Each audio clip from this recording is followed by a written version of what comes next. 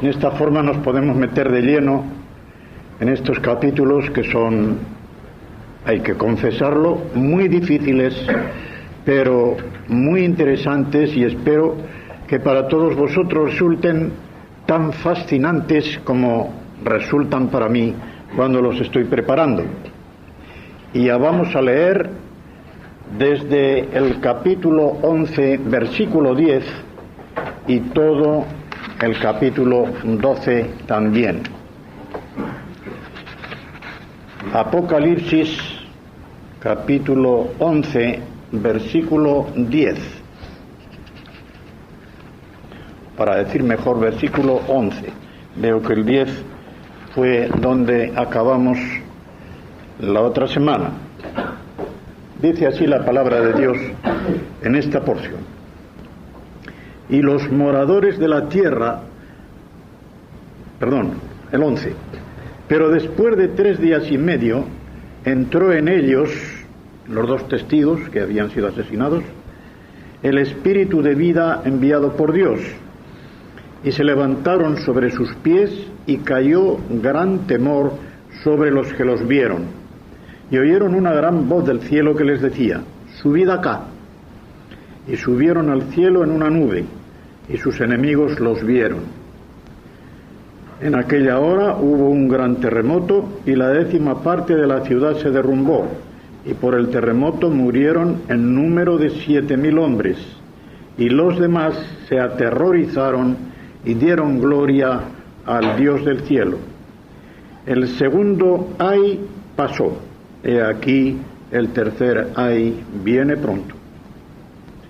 El 7º ángel tocó la trompeta, y hubo grandes voces en el cielo que decían: el reino del mundo ha venido a ser de nuestro Señor y de su Cristo, y Él reinará por los siglos de los siglos.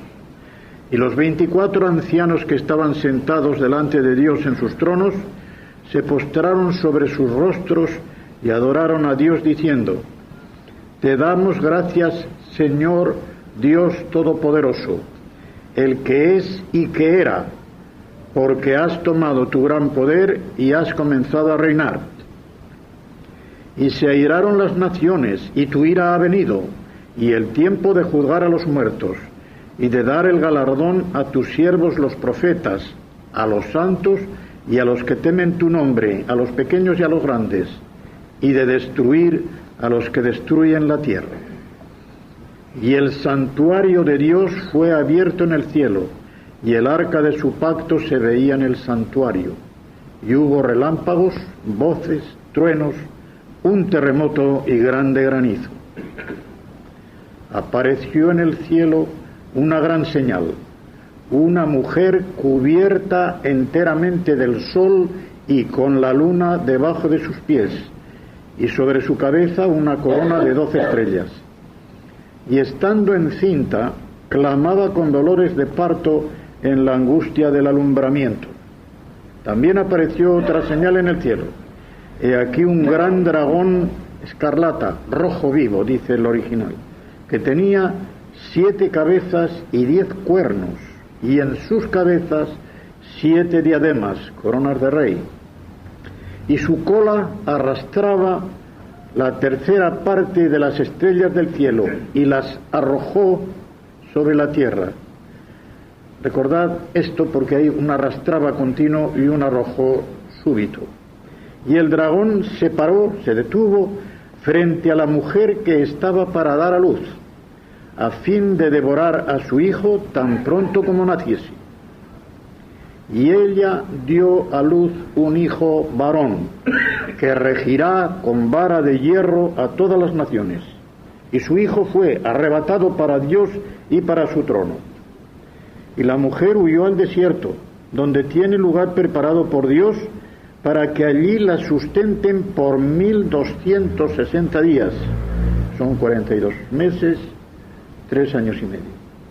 Y se produjo, pie de la letra, y se produjo una gran batalla en el cielo.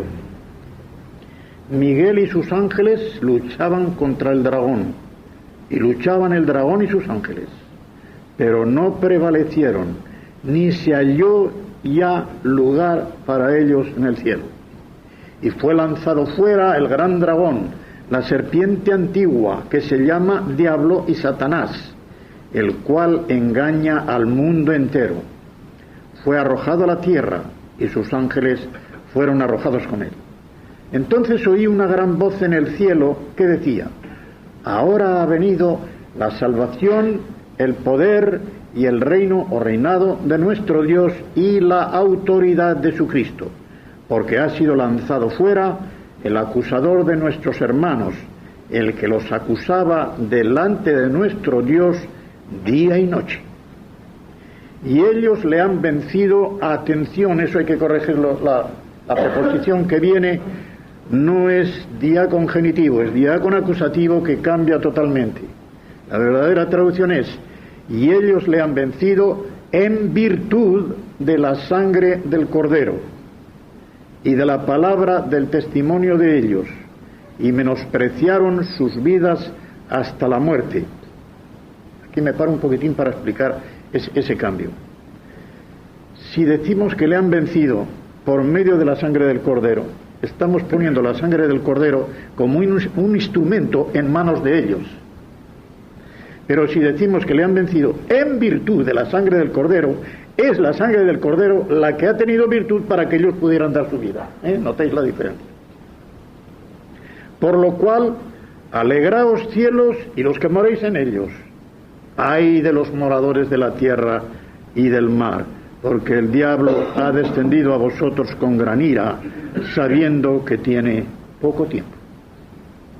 Y cuando vio el dragón que había sido arrojado a la tierra, persiguió a la mujer que había dado a luz al hijo varón. Y se le dieron a la mujer las 2 alas de la gran águila, para que volase de delante de la serpiente al desierto, a su lugar, donde es sustentada por un tiempo y tiempos y la mitad de un tiempo, 3 años y medio. Y la serpiente arrojó de su boca tras la mujer agua como un río, para que fuese arrastrada por el río. Pero la tierra ayudó a la mujer, pues la tierra abrió su boca y tragó el río que el dragón había echado de su boca. Entonces el dragón se llenó de ira contra la mujer y se fue a hacer guerra contra el resto de la descendencia de ella, los que guardan los mandamientos de Dios y tienen el testimonio de Jesucristo. Y todavía sigue el capítulo 12 con la primera frase del 13. Y se apostó sobre la playa del mar, literalmente, y se paró sobre la arena del mar. ¿Quién? El dragón, no Juan. De modo que eso de me paré no hay de qué. Y el capítulo 13 comienza: y vi subir del mar una bestia. Va a subir el anticristo. Hasta aquí esta porción. Como os habéis podido dar cuenta, los que no tengáis algún estudio profundo de la Escritura, especialmente de la profecía y más especialmente del Apocalipsis, podéis decir: ¿qué maraña es esta? Sin embargo, yo os aseguro que es algo tan fascinante que yo espero que seáis bendecidos con este estudio mediante el Espíritu Santo, de la misma manera que yo he sido bendecido con él al prepararlo. Vamos pues al capítulo 11, versículo 11. ¿Y qué encontramos allí? Después de 3 días y medio. Está bien claro que son días, no son años. Aquí no se puede decir que es media semana de años, es media semana literal. Y aquí tengo una notita que me vino a la mente para información. Si leemos el capítulo 11 del Evangelio de Juan, especialmente los versículos 11 y luego el 39, nos damos cuenta, especialmente el 39, que es donde Marta le dice al Señor: mira, Señor, ya hiede, ya huele, porque es de 4 días. Y yo hago esta consideración: el Señor no permite que estos cadáveres queden 4 días en la calle. 3 días y medio, antes de que llegue el 4º día, se los llevan. Y os diré ¿En qué se apoya, por ejemplo, Marta para explicarse de esta forma? Porque no es que oliera porque es de 4 días, sino que los 4 días para los hebreos tenían un significado especial, según una tradición que se había ido comunicando de padres a hijos, no sé con qué motivo. El alma, cuando se separa del cuerpo, se queda durante 3 días junto a él y al 4.º día le abandona, para que los judíos que asistían a aquella ceremonia de la resurrección de Lázaro, los enemigos de Cristo, no tuvieran excusa para decir: bueno, como el alma estaba tan cerquita del cuerpo, un empujoncito y adentro, al 4.º día, ¿y ahora qué? ¿Se marchó el alma, sí o no? Pues si se marchó el alma, os voy a demostrar que tengo poder de arriba para resucitarlo, para traerlo de cuán lejos se haya ido. Y así lo hizo. Y así lo hizo, de modo que así entendemos un poquito más esto de que vino el Espíritu de vida enviado por Dios, entró en ellos el Espíritu de vida enviado por Dios. Esta frase no puede menos de recordarnos 2 lugares en el Antiguo Testamento. Uno de ellos es el capítulo 37 de Ezequiel, donde, hablando de la nación como tal, Dios va a demostrar al pueblo que por muy muerto y seco y disperso que esté, Él tiene poder para volverlo a hacer vivo. Y hay allí una cosa curiosísima en ese capítulo 37, porque hay 2 sermones, por decirlo así.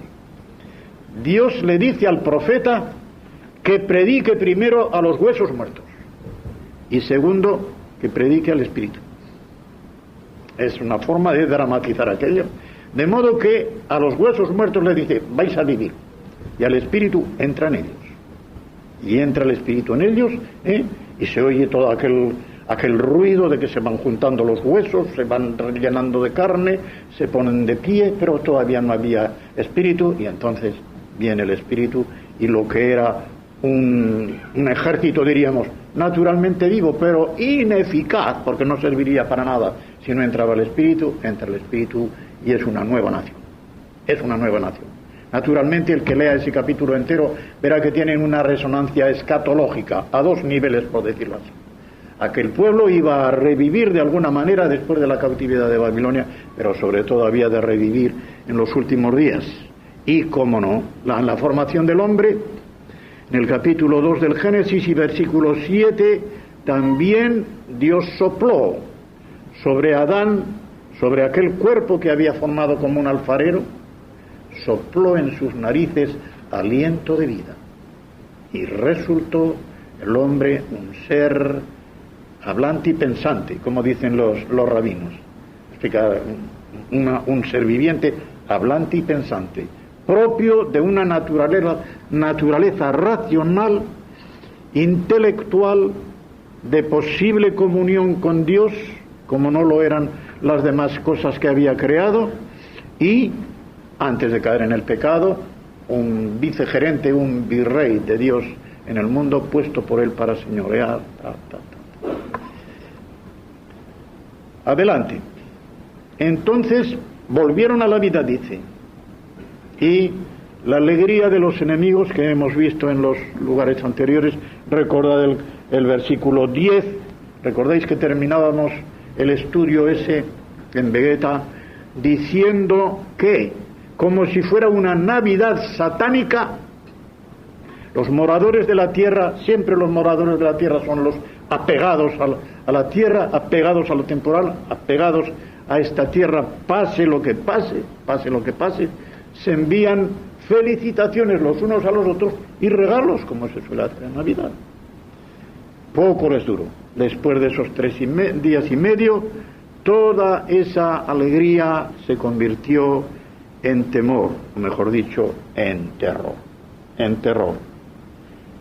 Cuando ellos se levantaron sobre sus pies, cayó gran temor, no uno cualquiera, gran temor sobre los que los vieron. ¿Recordáis que dije que en este capítulo sale, creo que son 8 veces, el gran. Y oyeron una gran voz del cielo, los resucitados, no los otros, por supuesto, una gran voz del cielo. Suben en una nube. En el momento en que se les dice subid acá, subieron al cielo en una nube que es, sobre todo aquí, símbolo de glorificación. La nube, cuando el Señor la habita, por decirlo así, o se envuelve en ella, es siempre símbolo de su propia majestad divina. Pero aquí es como si Dios delegara su gloria ya en estos que van a subir, de la misma manera que el Señor Jesucristo, el día de la ascensión, como se ve en el capítulo 1 del libro de Hechos, subió también en una nube, se ocultó. La nube le ocultó de la vista de ellos, y para ellos desapareció de su vista, ya no más hasta que vuelva. Y hay un terremoto, como se dice aquí. Hay un terremoto. La 10ª parte hubo un gran terremoto en aquella hora, versículo 13. Este terremoto es mayor del que vimos en el capítulo 6 y versículo 12, pero todavía no es tan grande como el que hay más adelante, al final de esta gran porción, en el capítulo 16, versículos del 18 al 20. Esta última frase, que a muchos confunde, y dieron gloria al Dios del cielo. ¿Veis? Aquí está el aterrorizar. Cuando los moradores de la tierra vieron lo que estaba sucediendo, el gran terremoto, la 10ª parte de la ciudad que se derrumba y los que mueren por el terremoto, dice, los demás, los que quedaron vivos, los supervivientes, se aterrorizaron y dieron gloria al Dios del cielo. Quiere decir que dieron gloria porque se convirtieron ante este juicio. Esto primeramente iría contra todo el contexto desde el capítulo 9 de que no hay quien se convierta de los que vienen de fuera. Durante todo este tiempo habrá quienes están saliendo de la gran tribulación, pero los que están saliendo de la gran tribulación, y así contesto a una pregunta que me hicieron, los que están saliendo de la gran tribulación vienen del otro lado. Estos ya fueron convertidos primeramente, de modo que hay un flujo y reflujo de dos corrientes. Los que convertidos están saliendo de la gran tribulación hechos mártires, testigos de Cristo, y los que por la otra parte, moradores de esta tierra, no quieren arrepentirse, no quieren convencerse, no quieren arrepentirse. De modo que a Dios se le puede dar gloria de dos maneras: confesando su misericordia, como la hacemos todos los que hemos sido salvos de fe por gracia, o de gracia por fe, y confesando su justicia, como no tienen más remedio que hacerlo todos aquellos que después de haber experimentado los juicios de Dios, tiene que llegar un momento, y llegará incluso delante del gran trono blanco, en que todos los que vayan a ir al infierno no tendrán más remedio que decir: eres justo, vamos porque lo merecemos. Vamos porque lo merecemos. Y así es. Y no tenéis más que ver 3 casos que os voy a contar, que son similares a estos, y en los cuales no hay duda de que con la misma fraseología no hubo conversión. El primero es de Nabucodonosor.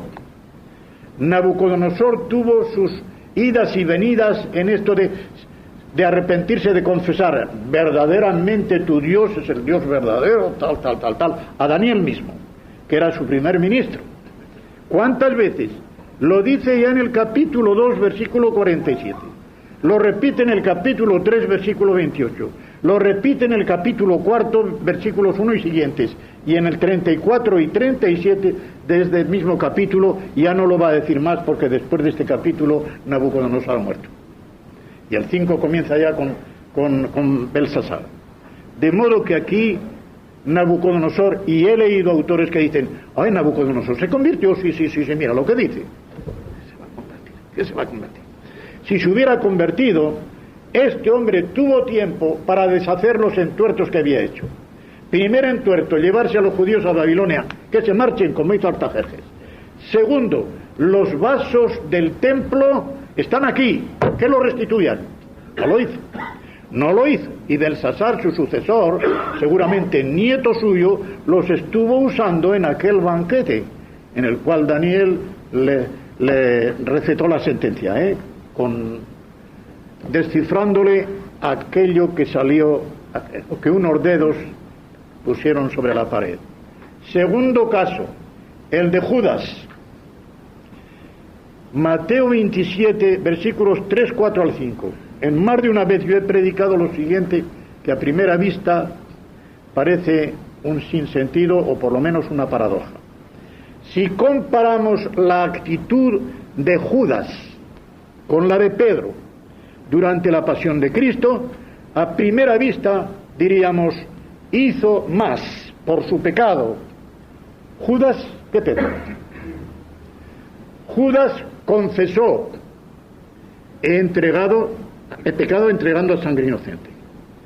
Judas restituyó las 30 monedas de plata que le habían dado. ¿Y qué pena se impuso a sí mismo? La pena de muerte. Se suicidó. Pedro no hizo tanto. Pedro negó al Señor Jesucristo.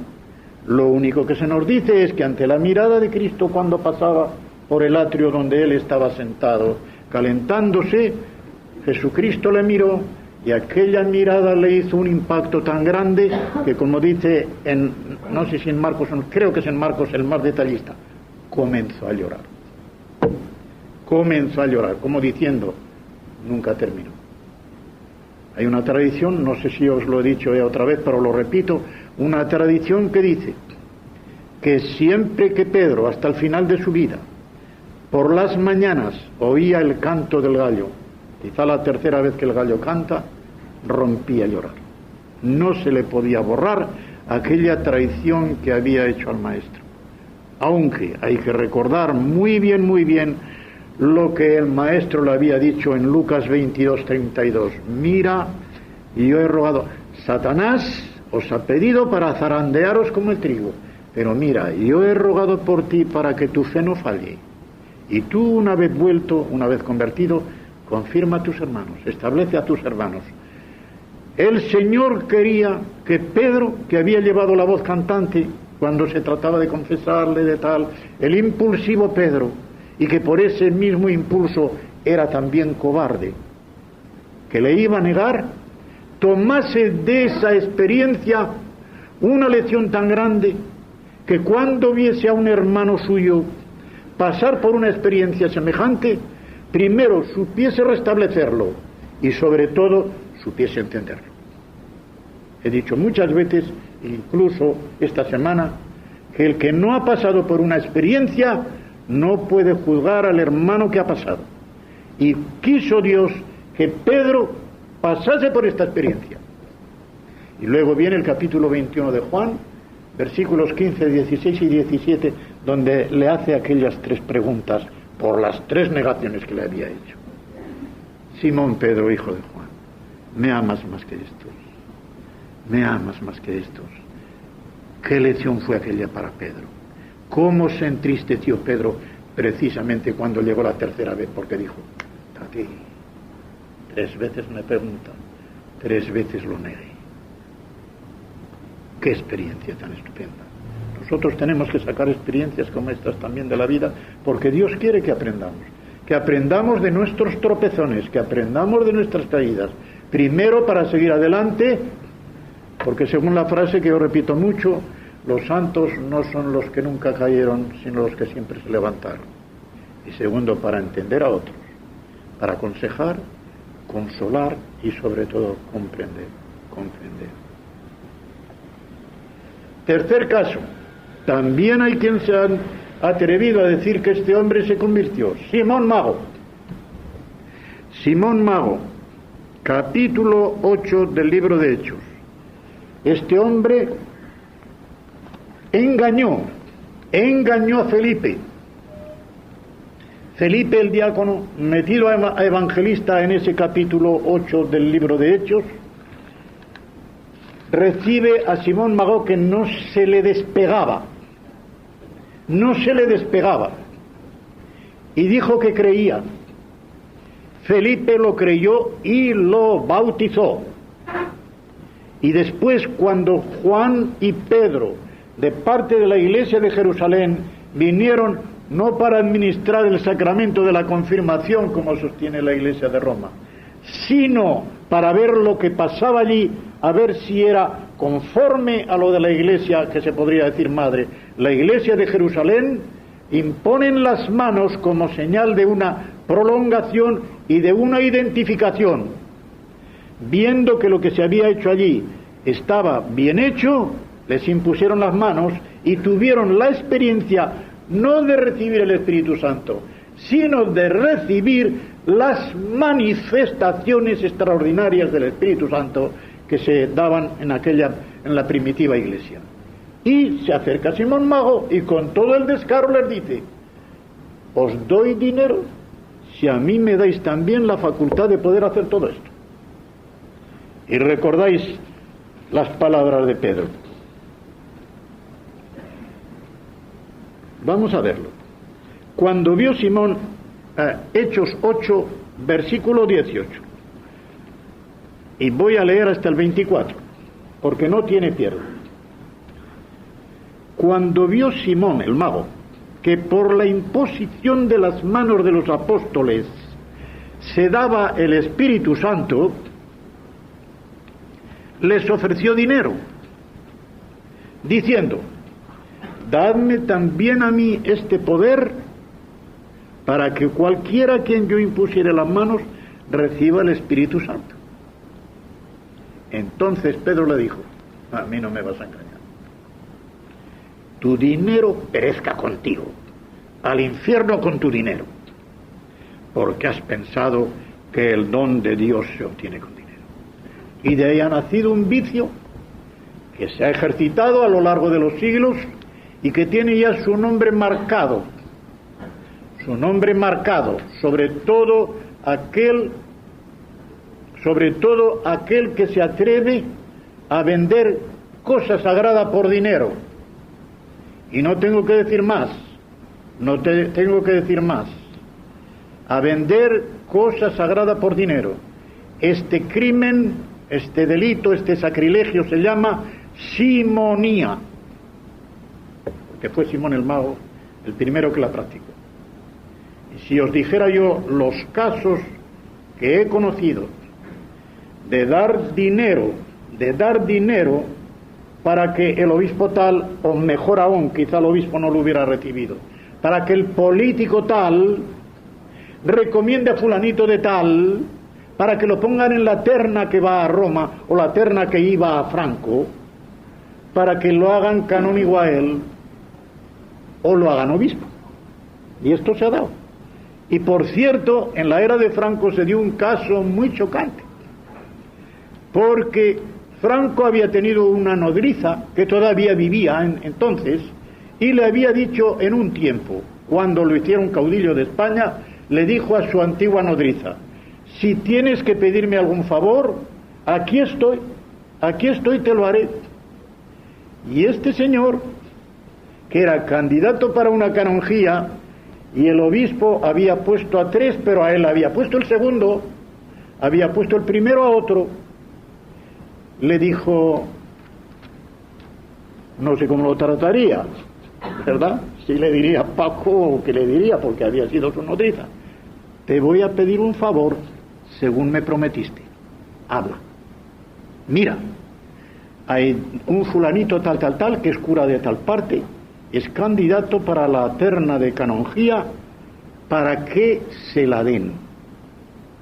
Y efectivamente, Franco recibió la terna del obispo, y en vez de pasarla a Roma conforme estaba, le dio la vuelta y puso primero al segundo y segundo al primero.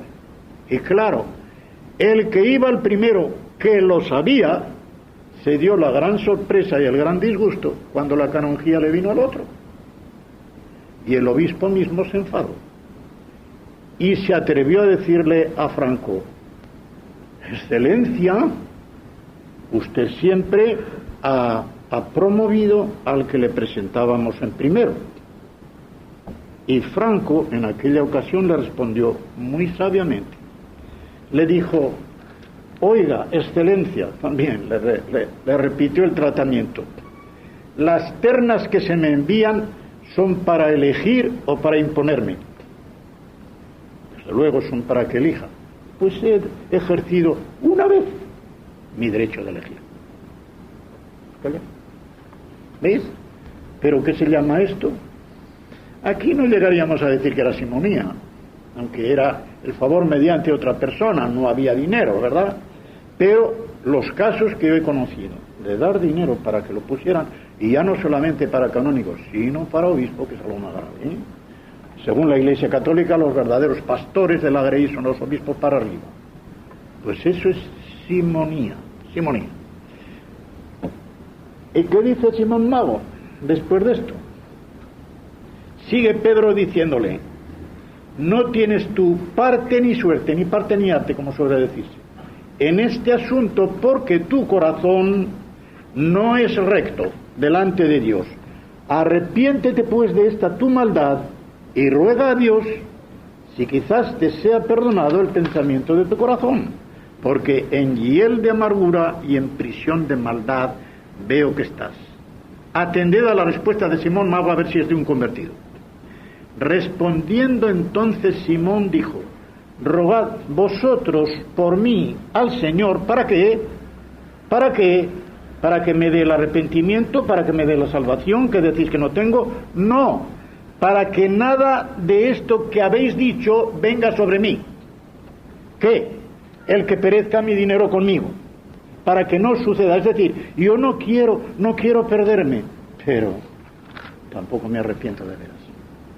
Es un remordimiento que no lleva al arrepentimiento. Un remordimiento que no lleva al arrepentimiento. Así que estos tres casos ya nos ponen un poquitín en vena de que lo que se da aquí en este versículo de Apocalipsis tampoco es de conversión, tampoco. Versículos 15 al 19 que forman la última parte de este capítulo. Al contrario que en el capítulo 8 y en el versículo 1 recordaréis que allí, al abrirse el séptimo sello, ¿qué ocurre? Se produjo en el cielo un silencio como de media hora. Solemne, ¿verdad? Una cosa solemne antes de una intervención extraordinaria de Dios. Aquí no se produce ningún silencio, sino que al toque de la séptima trompeta, en vez de seguir el silencio, sigue un himno de triunfo y de alegría. Un himno de triunfo y de alegría. Y es que la apertura del sello era una revelación. Por lo tanto, se podía esperar a la intervención de Dios ante aquella revelación. Pero el toque de trompeta no es una revelación, es una proclamación. E inmediatamente después de la proclamación, Dios actúa y se produce este himno de triunfo y alegría. Podríamos decir que aquí en el versículo 15 se cierra una de las grandes espirales a que nos tiene acostumbrado el libro del Apocalipsis, con un anuncio que todavía es profético, o técnicamente se dice proléptico, de la inauguración del reino de Dios. Ha comenzado a reinar, dice. El reino de Dios comienza en el capítulo 20, en el reinado mesiánico, milenario, desde el versículo 1 en adelante, cuando el dragón que aparece en el capítulo 12, echado del cielo atmosférico naturalmente a la tierra, en una segunda fase, en el capítulo 20, es echado de la tierra al abismo. Y en el versículo 10 de ese mismo capítulo 20 es echado no otra vez al abismo, sino al infierno. De modo que son tres saltos los que da Satanás al impulso del juicio de Dios sobre él. Y ahora os voy a decir una cosa, porque en esto no solamente se equivocan la mayoría de los antidispensacionalistas, sino incluso dispensacionalistas. Tengo un comentario en el apartamento y se equivoca de medio a medio. La pregunta que hago yo se la haría a él porque vive y es un evangelista estupendo y es un hombre que conoce la Escritura. Reina Dios ya en el mundo. ¿Qué os parece? El que diga que sí se equivoca. Dios reina de derecho en el mundo. Tiene el derecho de reinar. Pero el rey de este mundo, es decir, de los inconversos, es Satanás. Jesucristo lo llama el príncipe de este mundo. Y para que se vea que es después de Pentecostés también, Pablo en Efesios 2:2 lo llama también el príncipe de este mundo. Más aún en 2 Corintios lo llama el Dios de este siglo. El Dios de este siglo. Así como nosotros los convertidos tenemos a nuestro Dios con mayúscula, este siglo, que siglo significa siempre el mundo malo, tiene por Dios a Satanás. Y Satanás es el que reina. Y se lo dijo al Señor Jesucristo en las tentaciones del desierto, que se le habían entregado, se lo habían dado, se lo habían puesto en bandeja, ese reinado, y lo daba a quien quería. Jesucristo no dijo mientes. A lo que respondió fue: adórame. No, porque está escrito: a Dios solo adorarás y a Él servirás, y a Él solo servirás. A ti no te voy a servir, porque lo que en realidad Satanás pretendía era desviarle de la voluntad del Padre y decir: no, tú no tienes que ir a la cruz, yo te daré todo lo que quieras, la conversión de todos los que quieras, mediante la gloria, no mediante la cruz. Dice: no, ese no es el plan de mi Padre. Ese no es el plan de mi Padre, y por lo tanto no te voy a seguir, seguiré únicamente la voluntad de mi Padre. De modo que la inauguración del reino mesiánico milenario es en el capítulo 20, y no antes. Hay, como digo, varias espirales, y la primera es aquí en 11:15, donde dice esto, proféticamente. Vendrán después otros lugares donde lo dice. Ahora, lo que sí es verdad, que aún en el reinado de hecho de Satanás en la tierra ahora, Dios lo controla. Dios lo controla y no le permite ir más allá de lo que el propio Dios quiere. Respecto a los inconversos, no tiene que hacer nada para retener al diablo, porque los inconversos están muertos. Muertos en sus delitos y pecados. Cadáveres ambulantes pueden ser. Por la calle los ves y quizás están tan rollizos y tan robustos, pero son cadáveres espirituales. Y por lo tanto esos no tienen nada que hacer. No pueden resistir al diablo, ni tampoco pueden obedecer a Dios hasta que el Espíritu Santo los toque. Así que estos, para nada. ¿Qué es lo que hace el diablo en realidad ahora en esta dispensación? Atacar todo lo que pueda a los hijos de Dios, porque a ellos es a los que les puede hacer daño. A los cadáveres no, solamente a los vivos puede hacer daño, a los muertos no. A los muertos no. Pero también sabemos, por lo que dice Pedro en su primera epístola, capítulo 5 y versículo 8, donde se habla de ese ataque de Satanás hacia los hijos de Dios, cómo hay que resistirle, por la fe. Por la fe. De modo que, sabiendo esto, podemos decir lo que dicen ellos, lo que se dice en el cielo cuando pasa esto. Nuestro Señor Jesucristo, y Él reinará por los siglos. ¿Y qué dicen los 24 ancianos que están sentados delante de Dios en sus tronos? Estos son, como ya sabéis, representantes de la Iglesia. Se postran una vez más sobre sus rostros, adoran a Dios y le dicen: te damos gracias, Señor déspota. Señor, o sea, nuestro dueño. Parece raro, ¿verdad?, decir déspota, pero esta es la palabra que emplean en griego en el aposento alto, en el capítulo 4 de Hechos, los que están orando a Él. Porque no tiene ninguna... Claro, la historia del lenguaje nos hace ahora pensar que la palabra déspota es una palabra mala. Lo es en realidad si es déspota un humano, porque un humano nunca puede ser un dueño absoluto. Pero cuando se le aplica a Dios, que es el dueño absoluto de cielos y tierra, es una verdad. Tú eres el dueño absoluto de cielos y tierra, déspota, el gran dueño. Esta palabra vuelve a salir en el capítulo 2, versículo 2 de la epístola 2 de Pedro. 2:2, dice: los que niegan incluso al dueño que lo redimió,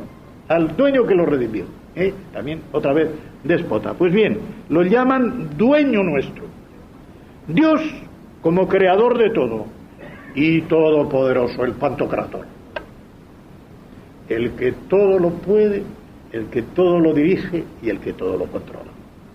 Este es nuestro Dios. Y como lo que era futuro, ya en este paso proléptico ya es presente, dicen el que es y el que era, pero no dicen y el que está viniendo, porque ha venido, ya llega. Si el reino ha comenzado, ha llegado, pero digo, siempre profético, siempre proléptico, apuntando al futuro todavía. Los versículos 17 al 18 nos hacen ver que estos ancianos dan gracias a Dios por 4 cosas. Primero, porque reina supremo, déspota. Segundo, porque juzga rectísimo, Dios, de cielos y tierra. Y tercero, porque recompensa generosísimo. ¿Cómo recompensa? Dice, ha venido el tiempo de juzgar a los muertos. Y ahora las 2 clases. De dar el galardón a tus siervos los profetas, a los santos y a los que temen tu nombre, ya sean pequeños o grandes. Así se entiende mejor. Y también de destruir a los que destruyen la tierra. De modo que justamente galardona a los suyos, o misericordiosamente galardona a los suyos, justamente retribuye a los que destruyen la tierra. Y fijaos qué paradoja, qué ironía. Precisamente los que viven para la tierra, los moradores de la tierra, los que viven para la tierra y para sus placeres, son los que al mismo tiempo están destruyendo esa misma tierra que adoran. Esa misma tierra a la cual están aferrados y que no quieren saber nada del cielo y que todo su afán lo ponen allí, la están destruyendo. Para que se vea lo que es el inconverso llevado por Satanás, es llevado por el mismo carácter de Satanás, el mentiroso y homicida de Juan 8:44. Satanás no busca más que destruir y destruir. Y estos también. Ahora, el versículo 19 y último de este capítulo 11 es de suma importancia para identificar a la mujer con que se abre el capítulo 12.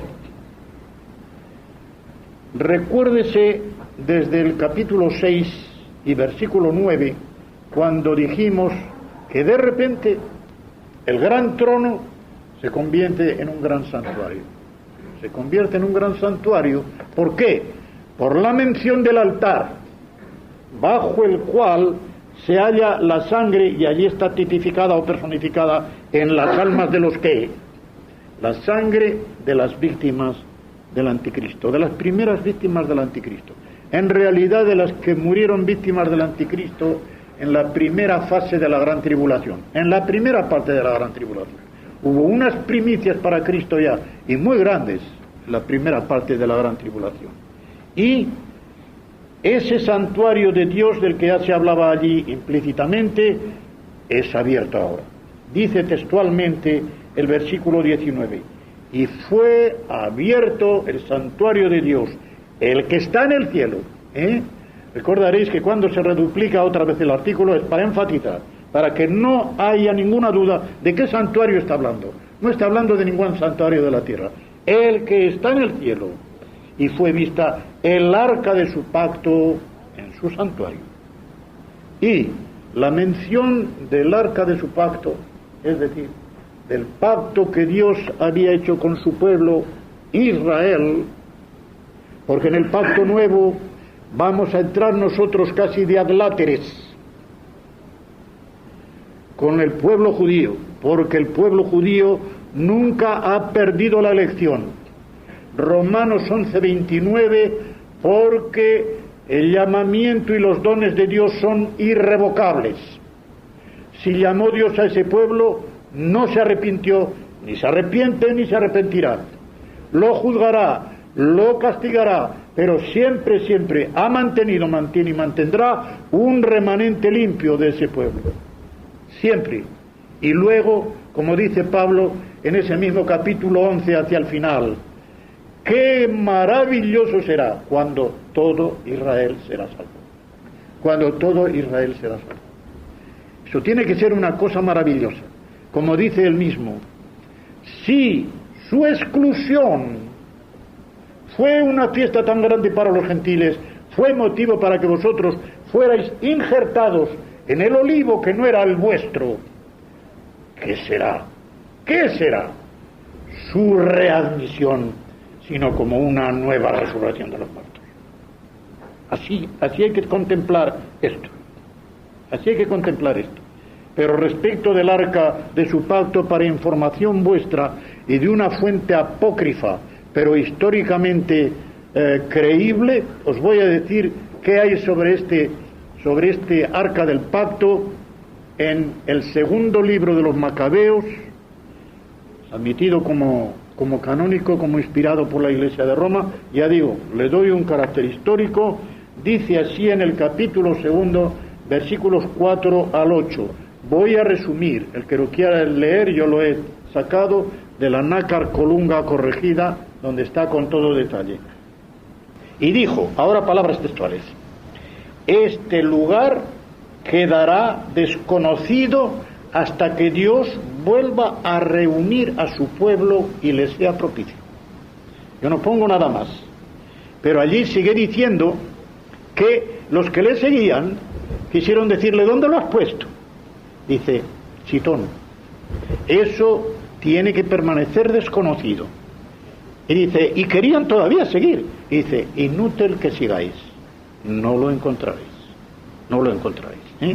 Como si Dios lo hubiera hecho invisible, tal. Guardándolo para este momento.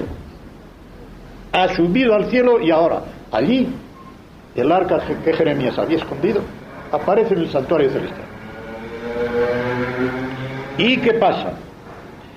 Pues dice que en el momento en que apareció el arca del pacto en el santuario de Dios, hubo relámpagos, voces, truenos, un terremoto y grande granizo. ¿Qué significa esto?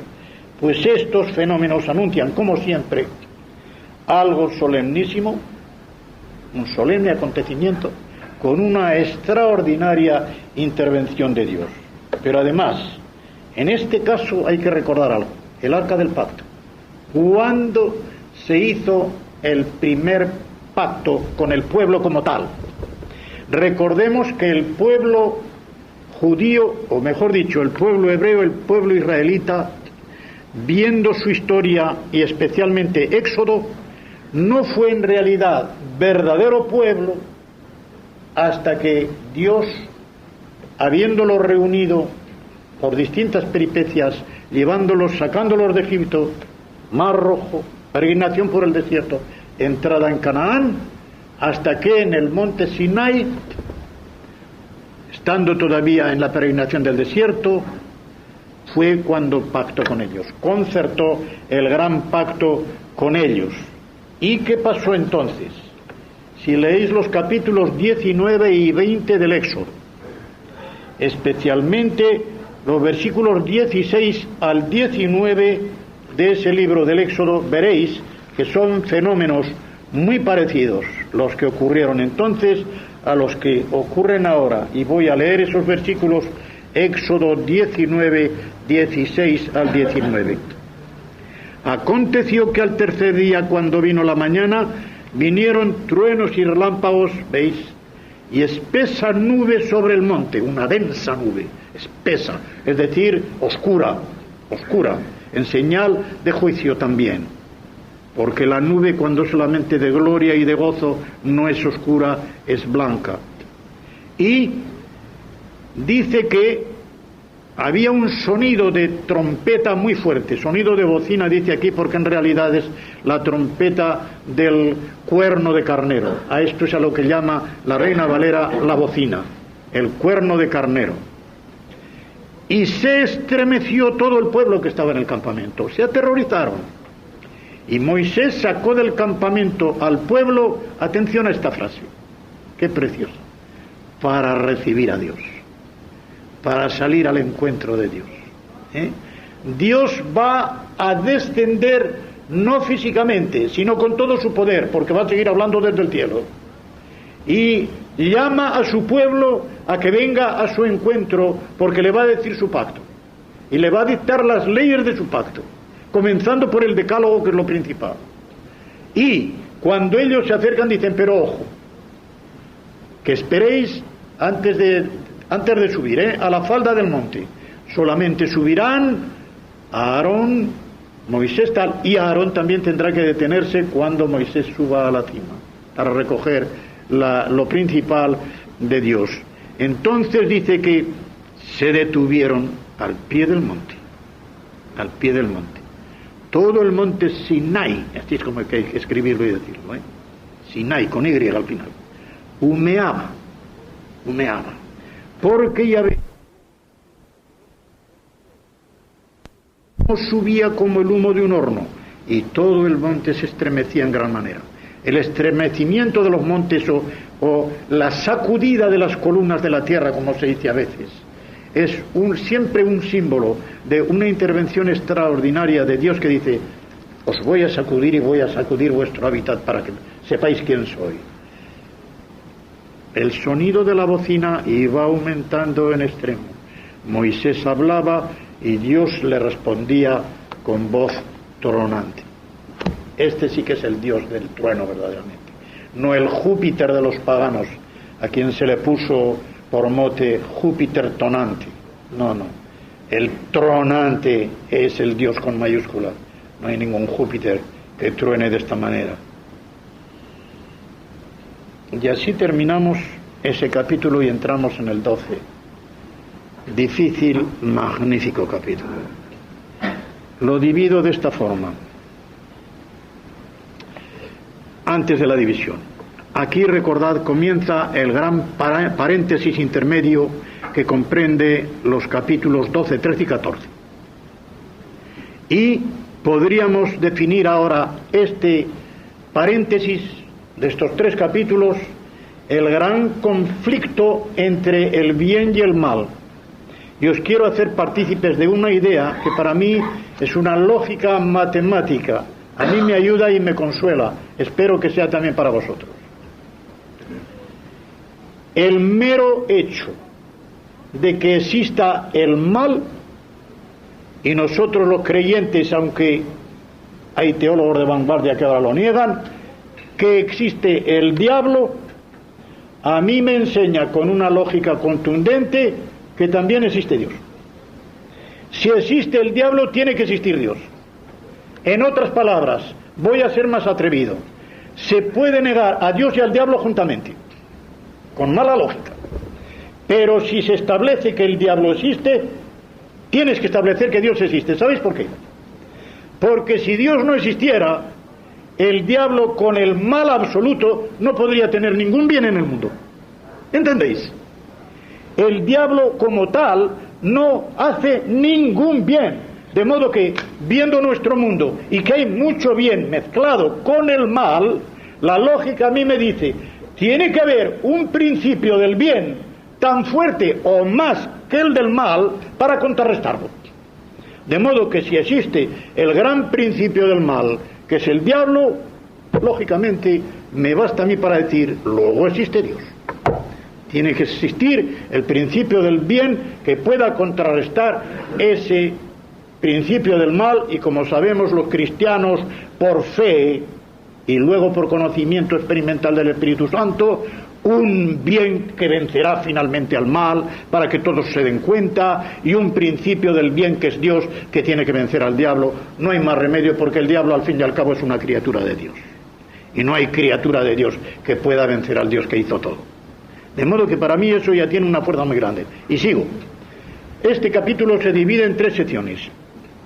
Hay quien la divide hasta en 7, pero a mí me resulta muy complicado dividirla en 7. Yo creo que lo tengo así en Mateo, Henry, pero también corregiremos alguna cosa, porque yo no soy infalible, y cuando hice Mateo, Henry, no sabía tanto como ahora. De modo que tres secciones que son así. Primera, la mujer, el dragón y el niño, versículos del 1 al 6. Segunda, lanzamiento de Satanás a la tierra, la ira de Satanás y la alegría de los salvos, versículos 7 al 12. Y tres, y último, la persecución de Israel durante la segunda parte de la gran tribulación, versículos 13 al 17.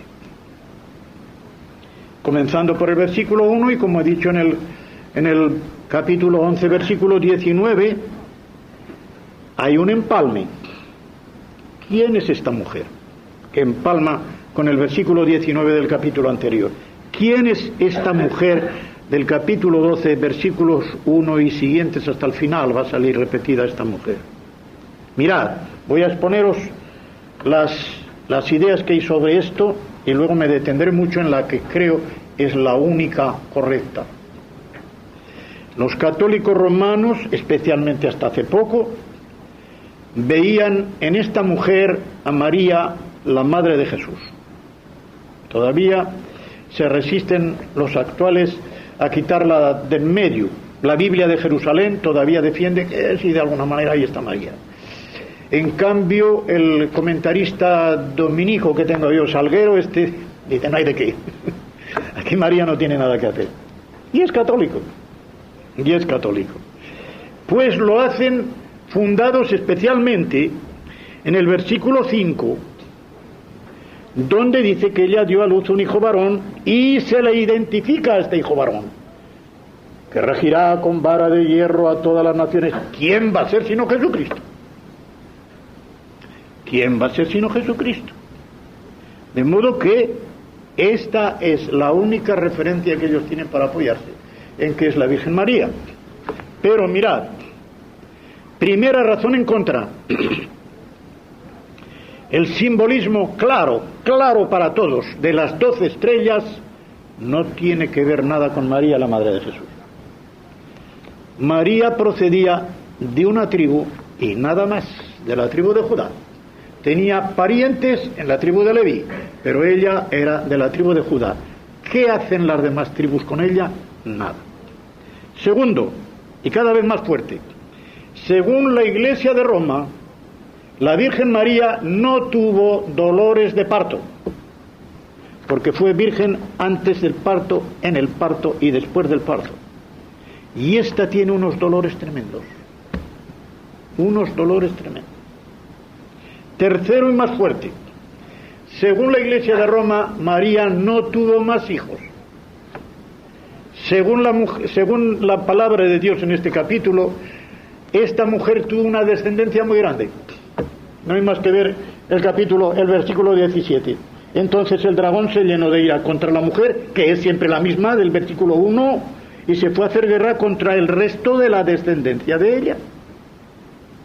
Y es un resto muy grande. Es un resto muy grande. De modo que no hay de qué.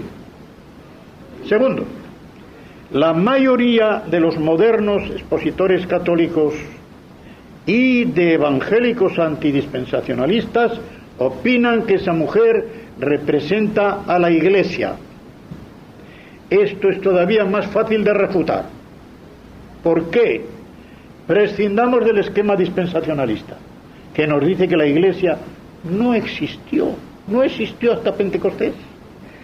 En el Antiguo Testamento no se pudo saber nada, absolutamente nada de la Iglesia, porque la Iglesia es el misterio de Cristo. Y según Pablo en Efesios 2 y 3, el misterio de Cristo no consiste en que pudieran convertirse gentiles, lo hacían en el Antiguo Testamento, sino en que llegase un día en que gentiles y judíos convertidos pudiesen formar un solo cuerpo conjuntamente en pie de igualdad en la Iglesia, el cuerpo de Cristo. Ahí es el misterio de Cristo, que es la Iglesia, y nada más. Pero prescindiendo, digo, de ese esquema, no es la Iglesia la que dio a luz a Cristo, sino que es Cristo el que dio a luz a la Iglesia, el que la fundó, el que la prometió y la fundó. Esto es naturalmente por medio del Espíritu Santo, el día de Pentecostés, lo dice Pedro en el capítulo 2, versículo 33, que es Cristo, el exaltado ahora, después de recibir del Padre todo poder, ha derramado esto que veis y oís, ha derramado el Espíritu Santo. Y con el derramamiento del Espíritu Santo comienza a existir la Iglesia como una corporación, como cuerpo de Cristo. Y ahora, tercero, algunos católicos, la mayoría de los incluyendo algunos no dispensacionalistas, sostenemos, a mucha honra, que la mujer representa exclusivamente a Israel. Primera prueba.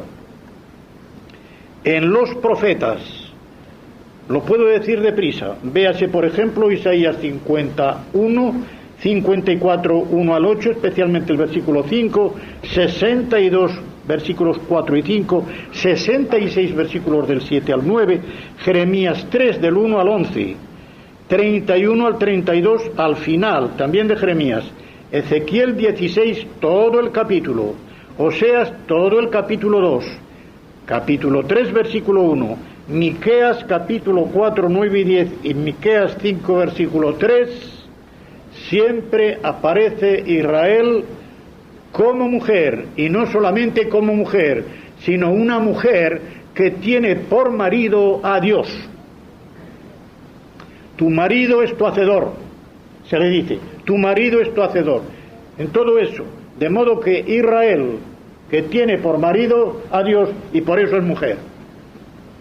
Segundo, y aquí es donde yo tengo que apartarme de la mayoría de los comentaristas, incluyendo los dispensacionalistas, en lo del sol y la luna. No puedo admitir lo que se dice.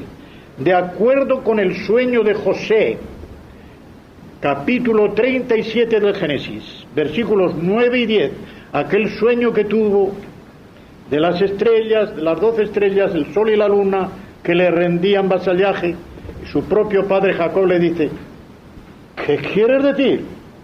¿Que tus hermanos y también tu padre y tu madre te han de servir? Poco se le ocurría a él que eso llegaría a ser un día, cuando José fuera gobernador de Egipto, ¿verdad?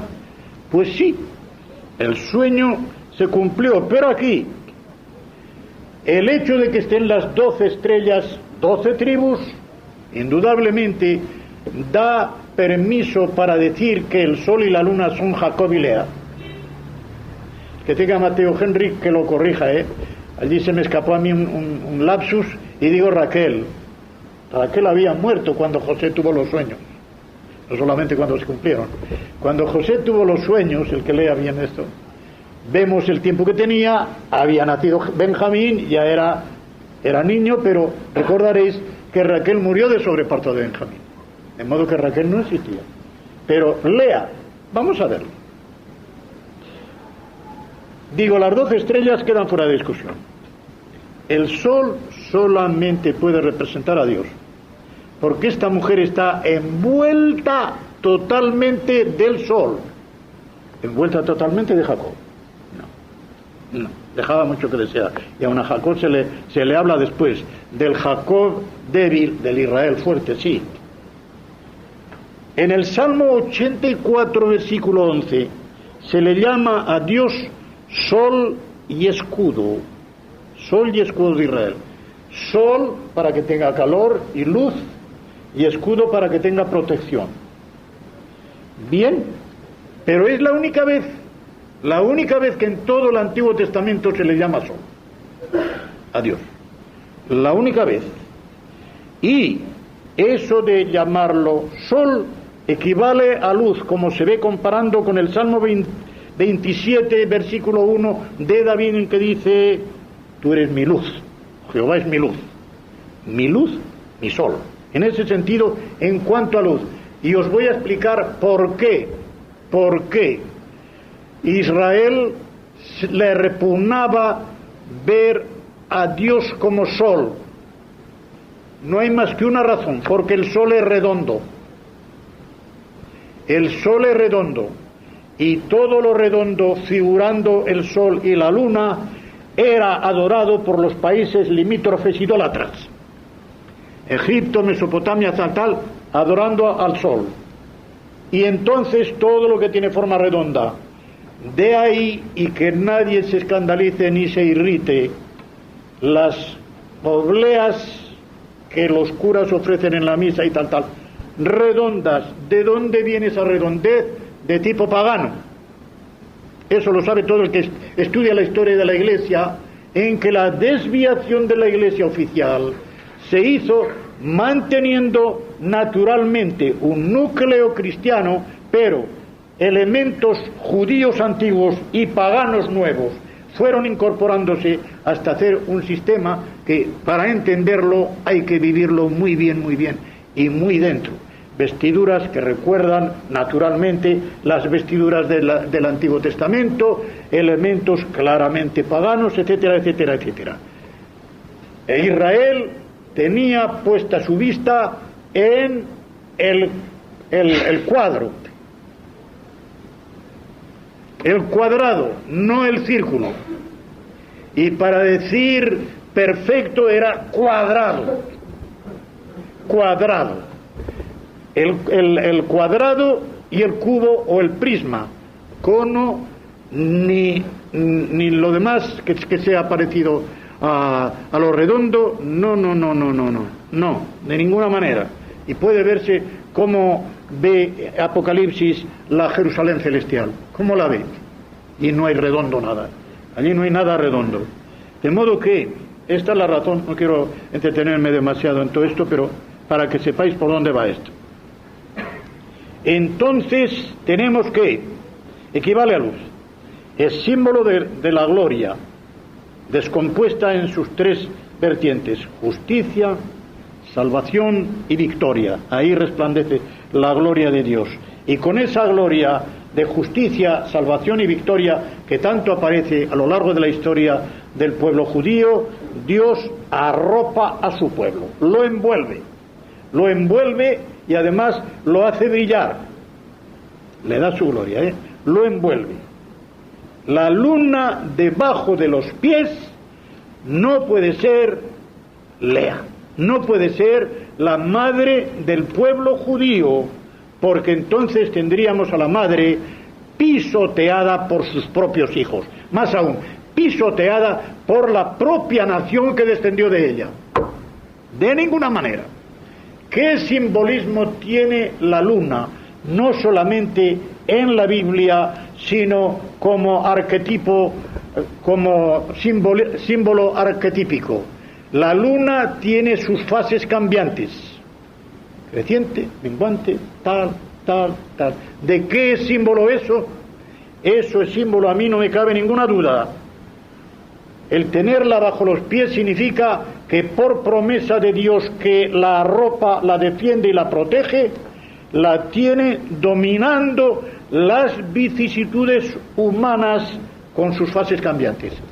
Pase lo que pase en la historia del pueblo judío, pase lo que pase en la historia universal, ataques al pueblo judío, antisemitismo, antes, ahora, después, no hay quien pueda con ella, con esta mujer, porque Dios la arropa y puede pisotear las vicisitudes humanas, las vicisitudes mundanas, las vicisitudes que el diablo quiera poner.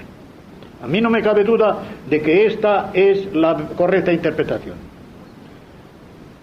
C. En cuanto al hijo varón, no cabe duda de que representa a Cristo, pero quiero hacer notar los siguientes detalles para mí muy significativos.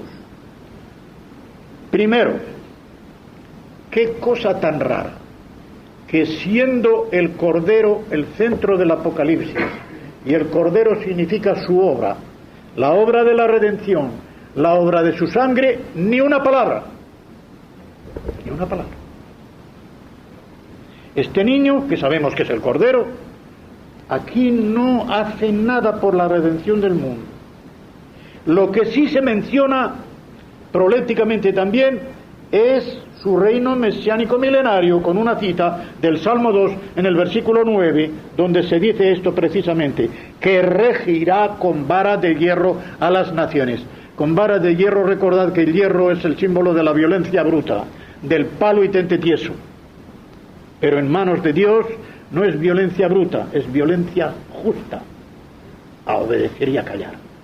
Sabemos que es de hierro porque el capítulo 20 de este libro del Apocalipsis nos pone al final de ese reinado de 1000 años a Satanás saliendo del abismo y seduciendo a todas las multitudes. ¿Cuáles si no hay otras? Las que habían entrado en el reinado milenario mesiánico, y sin embargo, como grandes multitudes no eran convertidas de corazón, sino de labios, por el palo y tente tieso, demuestran la rebeldía que tenían dentro, manifestándola al exterior inmediatamente que el diablo los seduce. Eso está claro. También se menciona su arrebatamiento. Fue arrebatado. El mismo verbo, absolutamente el mismo, que está en la pluma de Pablo en Primera de Tesalonicenses, en el capítulo 4 y el versículo 17, donde habla de que seremos arrebatados para encontrarnos con él en el aire. Igual. Entonces, y hay otro dato muy significativo para los que conozcan el griego. El niño varón, esto de varón, no dice la palabra técnica para decir varón. Hay otra que es macho, que también en hebreo existe, y está en el primer capítulo del Génesis, en el versículo 27, 26, 27, allí no dice que los hizo varón y hembra, no. El original dice que los hizo macho y hembra, que no es lo mismo. Macho y hembra. Pues bien, está en neutro. Es acusativo. Es acusativo. Esto es claro, porque es el objeto, no es el sujeto. Dio a luz quien, ella, el sujeto, a un hijo varón, el objeto. Y no dice Arsena, dice Arsen, neutro. ¿Qué quiere decir este neutro? Este neutro para mí dice lo mismo que en Segunda de Tesalonicenses capítulo 2 y versículo 6, lo que lo detiene, neutro. ¿Qué es allí lo que detiene la manifestación del anticristo? La Iglesia, neutro. Después, versículo 7, allí mismo, ¿quién al presente lo detiene? Aquí hay una persona. ¿Quién es esa persona? El Espíritu Santo. Mal traducido aquí en 2 Tesalonicenses, porque dice hasta que Él sea quitado del medio. ¿De dónde? ¿De dónde? ¿De dónde ese verbo significa ser quitado? Hasta que Él se haga del medio, que no es lo mismo.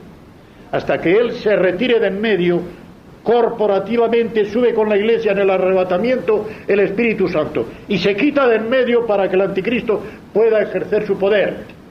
Pero notemos esto para que no haya equivocación ninguna. De la misma manera que en el Antiguo Testamento, antes de que existiera la Iglesia, después del arrebatamiento de la Iglesia, también el Espíritu Santo estará en la tierra durante la gran tribulación, porque todos los que tengan que convertirse, que ser convencidos de pecado, de la necesidad del Salvador y llegar al conocimiento de Cristo, que son muchos, todos los que están saliendo de la gran tribulación, esos son convertidos por el Espíritu Santo. Pero el Espíritu Santo está allí convirtiendo individualmente a este, pero no en corporación. No en corporación. En corporación subió yo, ya. El cuerpo de Cristo fue arrebatado.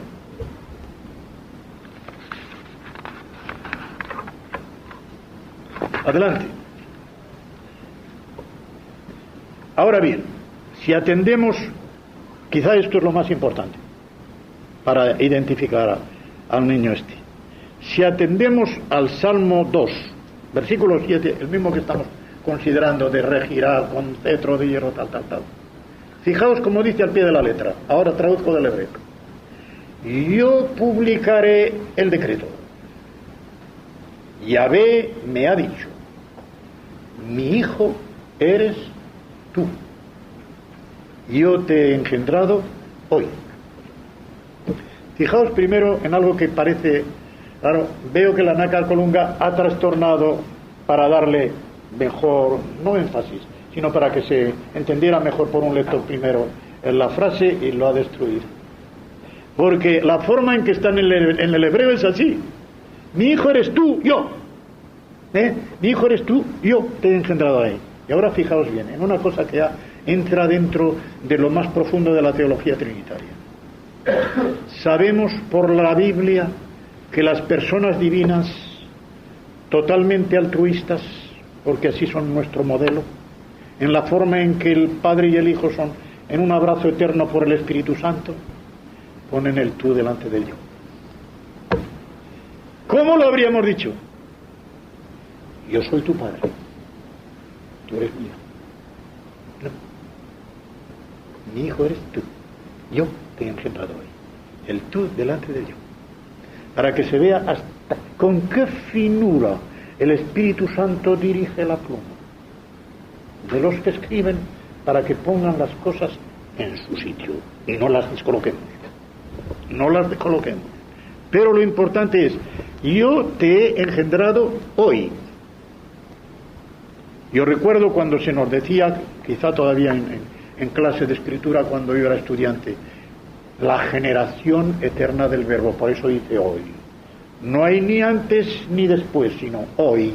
Un eterno hoy en que el Padre engendra al Hijo. Esto es sacar las cosas totalmente de quicio.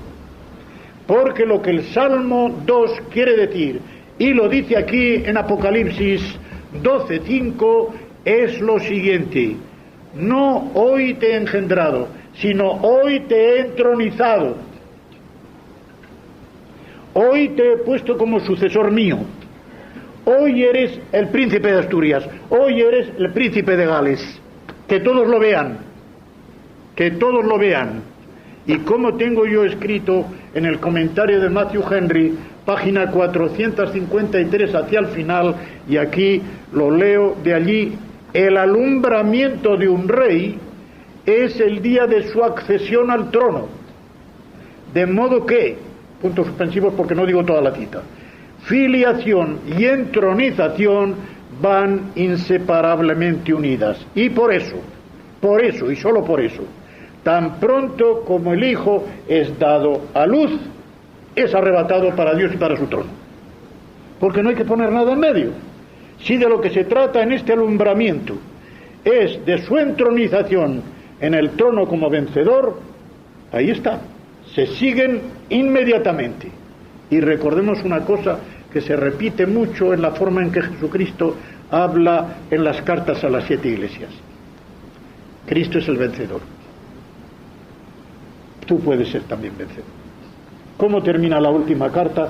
Que casi podríamos decir que en este sentido podría ser el epifonema de todas las demás. Mirad, después de esa carta tremenda a la Odisea, y de ese versículo que creo que lo dije al principio, tan mal entendido: he aquí yo estoy a la puerta, tal, al que venciere, y vence todo el que da testimonio de Cristo, sin avergonzarse por ello, ni temor a los hombres, aunque tenga que perder la vida. Al que venciere, le daré que se siente conmigo en mi trono. No perdáis una sola palabra. Que se siente conmigo en mi trono, así como yo he vencido y me he sentado con mi Padre en su trono. Es la Iglesia, ¿sí o no? De modo que podemos decir, aquí está el arrebatamiento del niño neutro, lo que, y es el cuerpo de Cristo que sigue a su cabeza. Porque si la cabeza es arrebatada al cielo, el cuerpo tiene que seguirle, porque no es un cuerpo descabezado, ni es una cabeza que no tiene cuerpo. Así que, en la forma que lo hemos visto, al final del capítulo 3, el vencedor que sube arriba para recibir el espaldarazo de Dios Padre de que ha vencido, se lleva también a los suyos que han vencido con él, para que se sienten con él en el trono, porque forman una misma persona mística con él. Así de sencillo. Y si volvemos otra vez al versículo 2, porque tendremos que volver, nos encontramos que, estando encinta, clamaba con dolores de parto en la angustia del alumbramiento. Este versículo hace bastante que lo prediqué, pero con otros que hablaban de dolores de parto en Pimargal. Yo no sé si entonces era todavía General Aranda, pero me dio un impacto tan grande que yo lo uno con Hechos 2 y vais a ver una cosa que os va a interesar.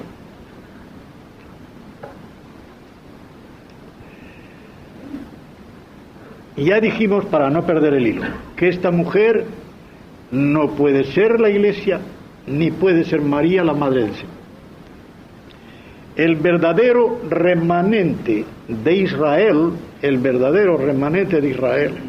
que habría que hacer un recorrido por la historia de Israel, estaba suspirando por la venida del Mesías.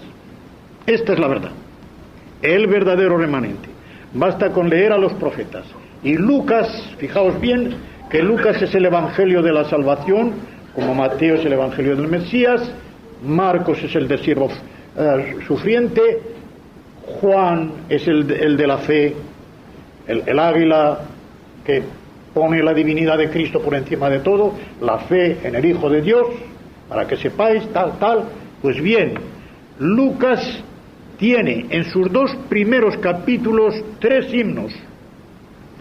Y estos 3 himnos, los 3, nos demuestran el anhelo del auténtico Israel para que viniera el Mesías.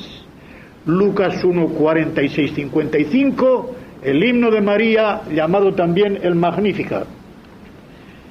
Capítulo 1 también, versículos 68 al 79, himno de Zacarías, el padre del Bautista, que la Iglesia en latín lo llama el Benedictus. Y capítulo 2, versículos 29 al 32, el himno de Simeón,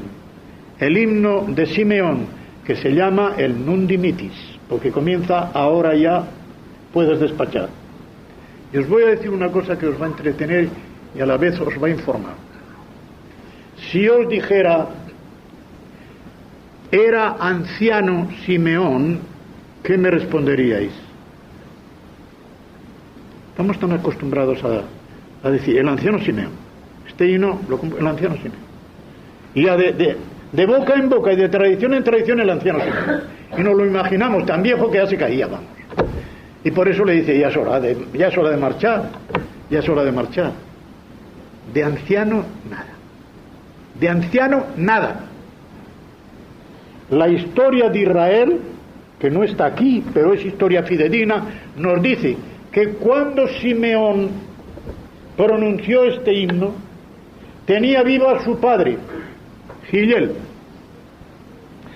y su hijo Gamaliel era un niño, el que después iba a ser, años más tarde, el gran maestro de Israel y el maestro de Pablo. Así. ¿En qué se fundan para decir que era anciano? Lo vamos a leer y veréis. Porque aunque no sea más que como información, que por si oís alguna vez el anciano Simeón,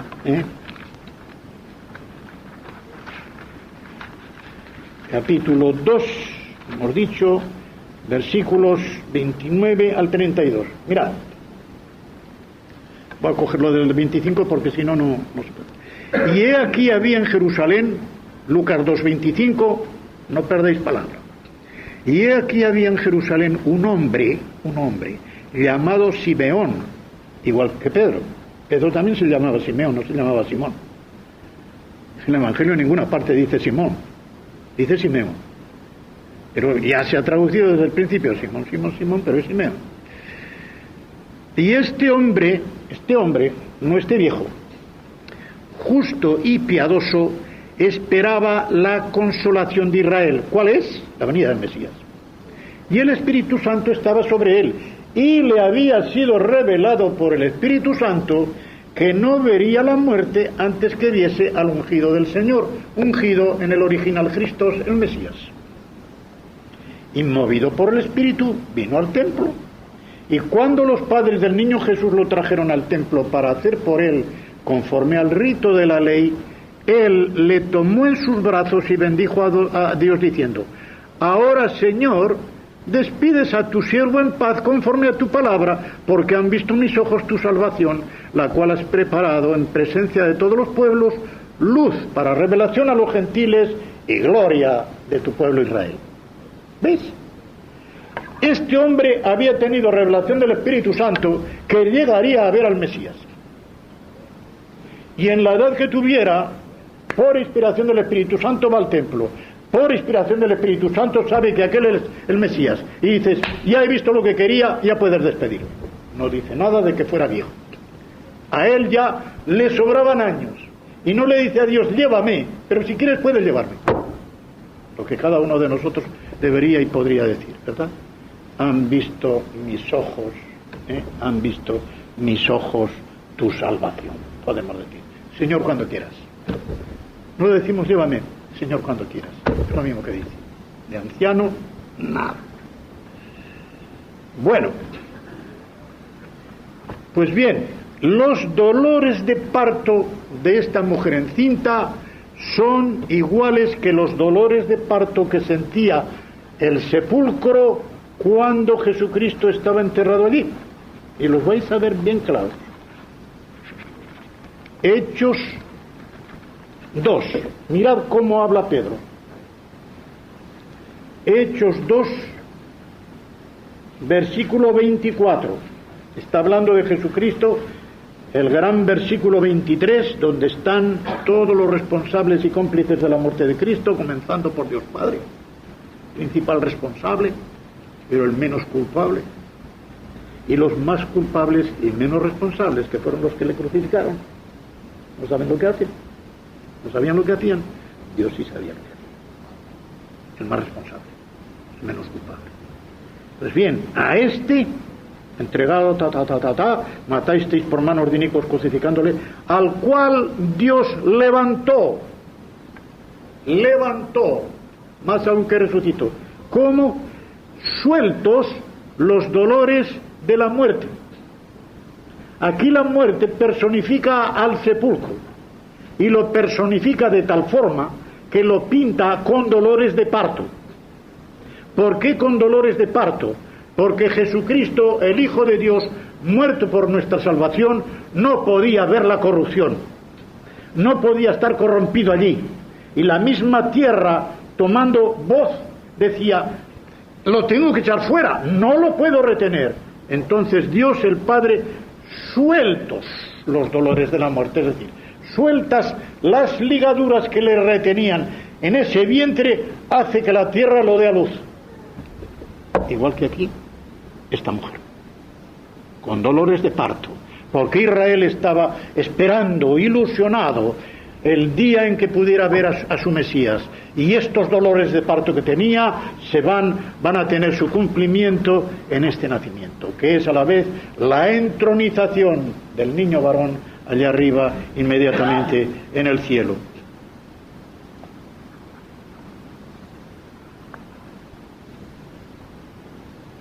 No recuerdo qué minutos tengo. Creo que debo dejarlo aquí.